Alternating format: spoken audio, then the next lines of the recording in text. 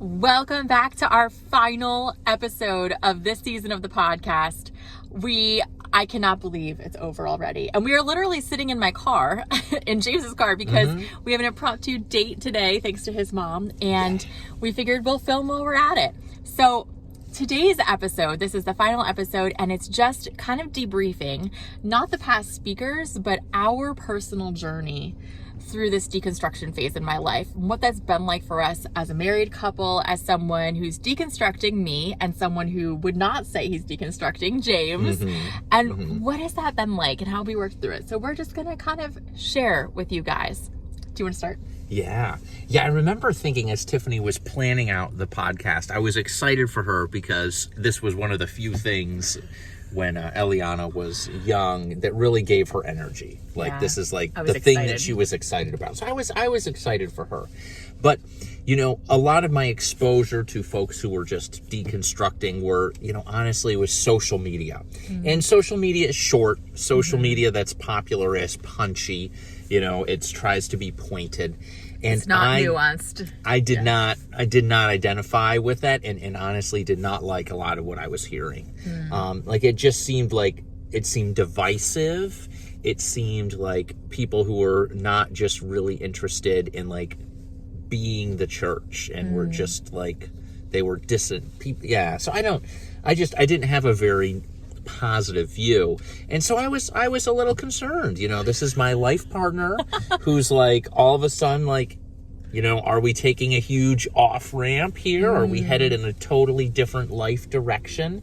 And I'm not really much of a catastrophist, but he's really not. He's the most chill person. Yeah, the thoughts kept coming back enough that I thought, I need to talk to some of my friends about this. And your thoughts were my wife, who, when I married, she was a Christian. That was really important to us both. Is she now leaving the faith? Is that what you were thinking? Yeah, is leaving the faith on the table.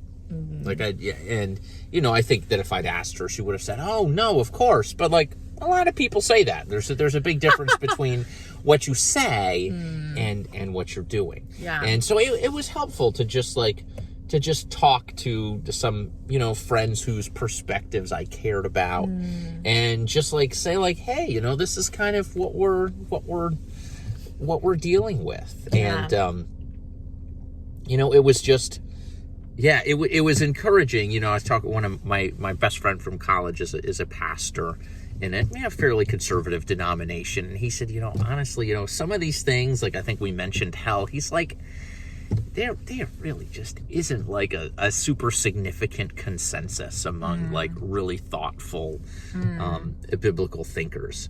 And again, I think I was a lot of times it's so easy to be influenced by stuff you pick up as a kid. Yeah, 100%. And I think that so much of this, now looking back at this last, 6 months has this been, it's been wow, it's not so much that I have started having different beliefs. It's just I've been more aware of I had this presupposition from growing up as a kid that wasn't really based in the Bible. And I'm now appreciating, we should stick to the Bible, not these other ideas I had that I superimpose the Bible over. 100%. So and I've really enjoyed listening to your podcasts. He's listened to every single one of them, which is so sweet. That's a big commitment. We are all hands on deck parenting right now with a baby who does not sleep well, does not really nap, and a 3-year-old. So that was and he's working full time. So it's been very kind of him to listen to them, give me feedback on them. Yeah, but it has I think what I've enjoyed hearing from Tiffany's different guests about, just their own journey and their perspective, and I think, it's much more like a conversation that you get to listen in on. Yeah. And I think hearing, people be able to talk about what they're thinking and what they've learned, it's much less punchy than social media. And no one has been on to try to make a point, or to even bash someone in particular. Right. I think just all your guests I would not have invited them on if they were like gracious. that. Yeah. That's the thing that really stood out with all these interviews is how much humility there was. And I remember reading in James, even as a teenager, the wisdom that's from above is first peaceable, willing to yield. It's the sense of humility. And I saw that in each of my guests, and I was just that is a fruit of the Spirit. That is that is a good sign. So, and again, not thinking about anything in particular, but like I was able to come at it from a place of not saying like, oh, these people are teaching us and I need to assume that whatever they say is true. Yeah. You know, it's more of, hey, this is someone who's sharing their story. They're sharing what they've learned, and it's interesting to think about, and it's, I think, helpful to interact with. So for me, much more the takeaway was less, well, you know, Sheila Gregor said this, so it must be true, but more like, now I'm thinking about this and I'm realizing, you know, maybe we should think about like, just like the way that we approach sex, or the way that we talk about sex, or the way that we teach about sex, that could be different. Because probably my favorite part right now is something that Carlos said in the last episode when he was talking about missionaries and I think short-term missions. And he said, so it's not so much about like that what's taught by missionaries that's wrong, it's what's taken away from their presence and their visits. And that's like, especially when you're talking about people like us who grew up in church, you know, if we were to rewind and listen back to the sermons, probably what we hear now is not what we heard then. True. In other words, our takeaway as adolescents was probably not the takeaway that was intended, or maybe it was just shared in a way that was not nuanced enough. Because that's like I volunteer with the teens at our church. Like, teenagers are not very nuanced, and oftentimes not super self-aware. And that's just part of like normal human development. That's like normal. And so a lot of times, if you're exposed to, you know, stuff that isn't geared for where you are, you know, it's just really easy to like have the wrong takeaway. Yeah, totally. So again, I think that like where I am right now, it's like, so I want to know what people teach. I want to know what they say, but I also like want to think about like, what's the takeaway that people are taking away from this, or even like the impact that you wouldn't expect. Like the language can carry other subtleties that like you might not expect. Yeah. Yeah, I think for me, like, the hardest part of this whole deconstruction journey, and I feel like for me it started a few years ago, but the past year maybe it's really been, like, I feel like I got over the hump of, like, anxiety and fear and finally went on the journey all in this year, and it's been, like, so freeing and amazing. But the hardest part for me was I've always been, like, you read your Bible every day. I have read my Bible almost every day of my life, and I'm 35 years old. And like, even before I could read, my mom read the Bible to us at the table at breakfast, and we'd have family Bible time at night. So like, I'm no stranger to the Bible. I'm no Bible scholar, but like, I've read it through multiple times, all the way through, and like, I know my Bible. And the hardest part for me was saying every time I read my Bible for a few years now, I get so angry. And I just feel like I cannot engage with it. I just feel angry. I feel disconnected from God. It feels like a chore. But even more than that, there's this sense of like something is wrong welling up inside me, and I couldn't take it anymore. And I finally said, you know what? I'm going to let go of that expectation. I heard somebody say once, like, when we think of like, what does God expect of us? You have to think globally. So like, people can be Christians even when they don't have a Bible. And I thought that was an interesting perspective. But I was like, you know what? I am going to stop reading my Bible for a little while because I'm so angry and I'm so tired and I have no time to myself with my little girls right now. And it ended up, I hesitated to share this. To James, should I even share this? But it ended up being so powerful. So there were maybe like 3 months when I barely read my Bible, and I read other books about the stories in the Bible from a different perspective. And I listened to sermons from a different perspective, like from Steve Doherty, who was on the podcast, or the guy, I just forgot his name, Josh Butler, like his stuff. And it was like a different perspective than I'd come away with growing up. And I remember them saying things like, oh, this isn't even in the Bible. And I was like, yes, it is. I remember one night, like, reading halfway through Romans on my phone while nursing my daughter. And I was like, oh my gosh, I've been reading Romans wrong all this time. Like, I've been reading from a certain lens from growing up. And like, I didn't know I was doing that. I would have said, I don't have a lens on when I read the Bible. Like, I'm reading it for what it is. Guys, nobody reads the Bible just for what it is. First off, because it's translated and written in a different culture and language, but also just like, we all have a lens. We all have stuff we read into it without realizing it. And so I would, it was almost like learning intuitive eating, where I'd just like some days I'd be like, I just need to pick up the Bible, and I'd read a psalm or two. But for the most part, I didn't really read it for its like itself for a while. And now I'm starting to come back to it and be hungry for it. And I'm no longer feeling angry by it. Instead, I'm feeling like this is life again. And I was telling James that, and he said, oh, it's kind of like me and the French horn. Oh, yeah. Yeah, I also played French horn growing up, and I haven't played for years, but one of the reasons, and I would like to play again, but I sort of learned how to play it wrong. Instead of playing like straight, I play crooked. And so like it doesn't sound like quite right. And even though I'm like taking, I go to play it and like I'm trying to like do it the right way, but then all of a sudden like my muscle memory from like all those years of practicing as a kid kicks in, and I'm like, shoot, how I'm gonna need to relearn this. I just can't like, play it a different way. Yeah. So it's like, it's daunting. I had no idea you were like read the Bible every day so much. Like that's intense. You did that too, though. Not like that though. Like for me, like reading the Bible is like eating. Like and like, but it hasn't always been that way. A lot of times it was very like discipline driven. But now it's to the point where it's like, wow, like this is like my coffee in the morning. Like this is giving me life. Like it's just like I do it because I want to. Like that's how I connect with God. That's kind of how I'm going into it now. Is like I only read it when I'm like, this would be life. And it's like, and it is like I've had to like unlearn my way of reading it and start to relearn it in a new way. And it is coming alive to me in like a new way and bringing life again. And like, awesome. But it was like very scary for me to say, I'm going to just stop reading it for a few months. Yeah. I mean, and this is, and I hesitate to say that because I don't want to sound like I don't value the Bible. I really do. And I love that I had that experience of knowing it. Because like really learning your Bible is like learning a language. And the younger you can do that, the better. Oh, yeah. And I think like I'm so grateful for that. And I think everyone should have the opportunity. I know it's a privilege in our culture to be able to read and to have a Bible, but like I want everyone to have that opportunity. So I don't want to sound like I don't value the Bible. I do.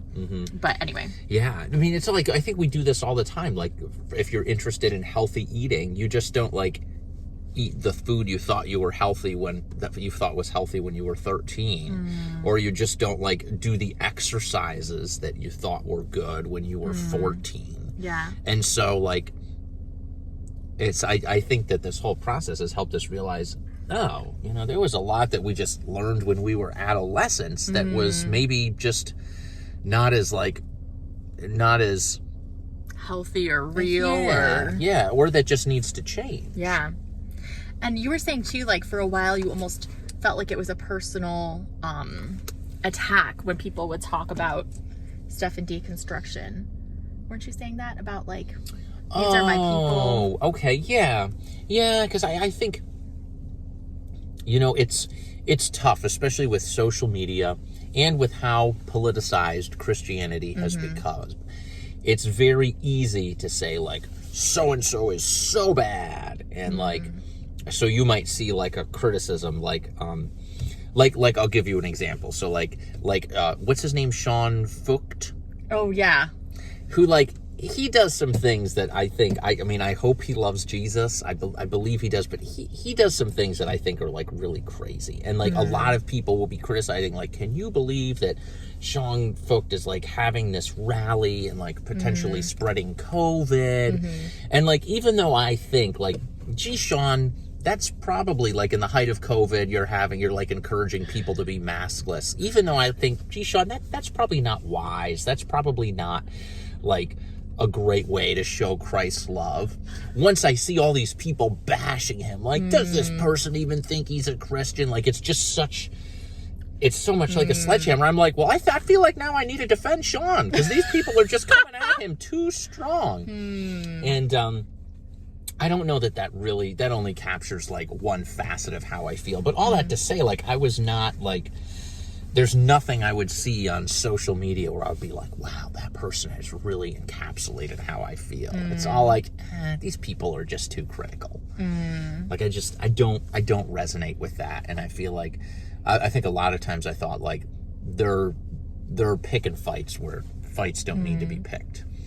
But I think what I've started to realize now is just because you don't agree with what someone says should be happening doesn't mean you can't say, yeah, you know what Sean was doing, that wasn't a good choice. And it's okay to be critical of Sean's choice without saying, like, you know, here's the only solution. Yeah. Or like, Sean is a terrible person and like no one should ever, like, he's not a Christian. Like, it's just, if I'm, you know, I'm just getting more comfortable just resisting the broad brush. Like, I'm just not going to, you know, try to solve all the world's problems myself. I'm focused much more on me and how I can show God's love to the people that God's put in my life. And, you know, I don't need to have an answer for a lot of things, but, you know, I think it's allowed me to appreciate, you know, especially when it comes to like the role of race in America, is to appreciate, wow, there was a lot of awful things that happened in America, and a lot of churches were like, yeah, this is normal, no big deal. The Bible talks about slavery. And, you know, we can say, hey, that was wrong. Churches and Christians should not have done that. We were wrong. And we can say that because our identity is that Jesus has forgiven us for all the things we've done wrong. Not that, like, we're these great people who are morally superior or, you know, if we admit that we've done something wrong, then everything that it calls into question, everything we do. That's just not true. That's more of like a Republicans versus Democrat kind of mentality, where no one will ever admit they were ever wrong, because then it would call into question everything they stand for. Like, I just, I feel like this process has allowed me to step back even further from there and just like appreciate things for what they are. So I don't know if that makes sense, or if I'm just kind of rambling. It takes humility to do that too. So I guess maybe final question is, so do you still feel afraid that I'm going to leave the faith? No. I mean, I think. Yeah, do you still I have definitely. This No, I don't have catastrophic thoughts. Oh, that's good. About like you ending up in the sort of like spiritual la la land. I mean, I think what always encouraged me is, you know, at the end of the day, being a Christian is about having a personal relationship with Jesus. There's a lot of other things that like come with that, but at the end of the day, I knew that Tiffany had a real relationship with Jesus, and that isn't just going to evaporate. Like, it's real. Like, and if you're walking with Jesus, the place where you're going to end up, you know, you're going to stay with Jesus, and I think you're going to end up in a good place. So, yeah. So I guess I'm not concerned. It's okay if you are. I'm not leaving the faith. That's part of the thing too. Is like, there's so many layers. Like, it's not just like it always looks this way for everybody who deconstructs. I think a lot of people who are not deconstructing kind of make it this all or nothing thing. Like, you are all in evangelical American Christianity, or like you want to sin and you're leaving for the devil, you know? And like, that's just not true. There's just so many ways this can go. And again, through this whole season, we're looking at the fruit. And like, the fruit is like road signs. It's like, gives you an idea, like, am I headed on a good path? Like, is this the fruit that God brings or not? Like, he said a fig tree this tree cannot grow this fruit. Like, a good tree bears good fruit and a bad tree bears bad fruit. And that's not to say that there's not more nuance to it, but you know, when I see like life and freedom and like joy and peace and love coming in my life and humility, I'm like, this is good fruit that's coming from this process. And that encourages me to say, keep with it. Like, God's doing good stuff here. So yeah, is there anything else we want to say? I don't think so. Okay. So yeah, that's what it's been like for us. And we would love to hear your journey down in the comments. Thank you for taking this journey with us this season of the podcast. It has been an honor to share it with you. And we might be back again for a season 3. I'm thinking maybe deconstructing relationships down the road. We'll see. Gonna take a break for a while, play with ideas. Love you guys. Bye.